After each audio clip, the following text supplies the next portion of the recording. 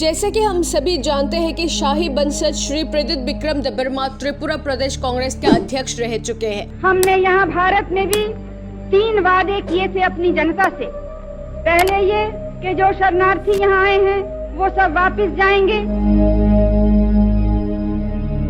पर केंद्रीय सरकार द्वारा सीएबी के खिलाफ और त्रिपुरा में एनआरसी की मांग करने से उन्हें रोका गया था। हम लोग का बोरक लोग जो एक टाइम 90 था, 80 हुआ, 70 हुआ, 50% हुआ, 40 हुआ, आज 30 है। हम आपको बोल रहे हैं 5 साल 10 साल के बाद हम लोग खत्म हो जाएगा। आज इसके लिए वो भागरा लड़ रहा है, एक लाल बत्ती के लिए नहीं लड़ रहा है। शोषित पीड़ित त्रिपुरी यानी भूमिपुत्रों के साथ न्याय करने से उन्हें रोका गया था, जिससे उन्हें पता चला कि भारत के राजनीति में इंसाफ से ज्यादा वोट को महत्वपूर्ण दिया जाता है। आज मैं लड़ रहा हूँ, आपके लिए लड़ रहा हूँ, अपने लिए नहीं लड़ रहा हूँ। अगर लड़ना होता तो आज एमपी बनके, मंत्री बनके आराम से दिल्ली में पैदा होता। और इसलिए उन्होंने अपने इस्तीफा देकर प्रदेश कांग्रेस कमेटी के अध्यक्षता का पद और कांग्रेस दल को भी छोड़ दी। 5 साल 10 साल के बाद हम लोग खत्म हो जाएगा। आज इसके लिए वो भागरा लड़ रहा है, एक लाल बत्ती के लिए नहीं लड़ रहा है।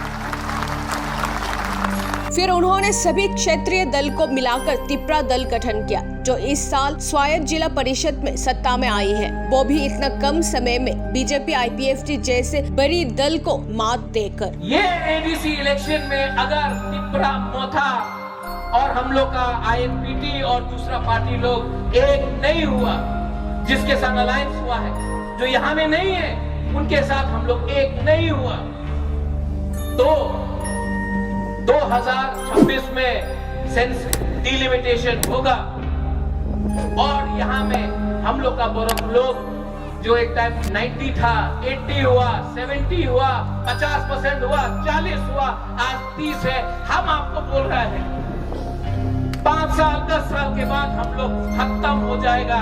आज इसके लिए वो भागरा लड़ रहा है, एक लाल बत्ती के लिए नहीं लड़ रहा है। इसी दौरान बिना शाही परिवार के त्रिपुरा प्रदेश कांग्रेस कमेटी बड़ी मुश्किल में है। प्रदेश कांग्रेस कमेटी दिन ब दिन असमर्थ होते जा रहे हैं। फिर इसी बीच कांग्रेस ने एक चाल चला, शाही वंशज प्रद्युत को नहीं बल्कि उनके माता यानी राजमाता भिभु कुमारी देवी को नियुक्त करने का प्रस्ताव भेजा, जिससे मां के जरिए बेटे को कांग्रेस में खींच सके। इस बारे में जानकारी मिलते ही राजमाता ने अपने बेटा यानी शाही वंशज श्री प्रद्युत को एक पत्र लिखा, जिसमें उन्होंने कांग्रेस में जाने से साफ साफ इनकार कर दी। राजमाता ने कहा कि वे 12 साल से किसी भी राजनीतिक दल में सक्रिय नहीं है और वो आगे भी होना नहीं चाहती, और वर्तमान में कांग्रेस का जो बुरी स्थिति है वो पहले भी था, जो कि अब शारीरिक और मानसिक तौर पर और भी टूट गई है, क्योंकि कांग्रेस के सभी कार्यकर्ता अपना नैतिकता भूल चुकी है। उन्होंने और भी कहा कि कांग्रेस उत्तर पूर्व राज्य के मुश्किलें और परेशानियों को देखने के वजह वोट बैंक को ज्यादा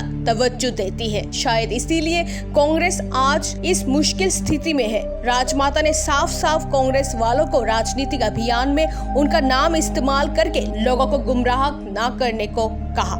আমার জনসাধারণ ভারতবর্ষের জনসাধারণের কাছে কৃতজ্ঞ। আর যেভাবে 1 কোটি লোকের খাওয়ার বন্দোবস্ত এবং ঢাকার বন্দোবস্ত আপনারা করেছেন, আমি জানি ভারতবর্ষের মানুষও দুঃখী আছে, সেখানে তারাও কষ্ট পাচ্ছে, তাদেরও অভাবিত আছে। তা থাকতেও তারা সর্বস্ব দিয়েছে আমার লোককে সাহায্য করার জন্য। চিরদিন আমরা তা ভুলতে পারবো না।